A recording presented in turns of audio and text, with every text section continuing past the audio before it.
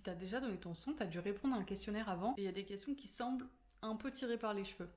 Aujourd'hui, on va parler de celle-ci. Avez-vous séjourné plus d'un an cumulé au Royaume-Uni entre 1980 et 1996 ? Mais c'est quoi cette question ? Eh bien, à cette période, au Royaume-Uni, il y a une grosse épidémie de vaches folles. Et pendant cette période, les habitants du Royaume-Uni ont été exposés environ 20 fois plus aux pathogènes que les Français.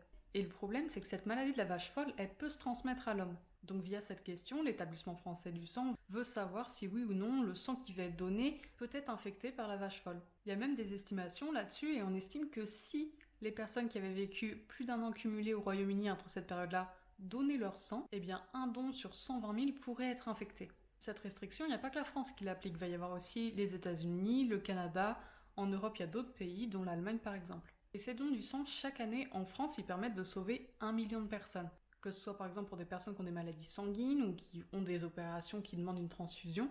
Et donc il est nécessaire d'utiliser un sang qui est propre et qui contienne le moins de pathogènes possible pour éviter d'apporter une infection à une personne qui est déjà pas au top de sa santé. Donc cette question, même si hors contexte elle paraît un peu poussée, et bien en fait elle vise juste à estimer si le sang qui va être transfusé est propre ou non, ou s'il y a un risque d'infection.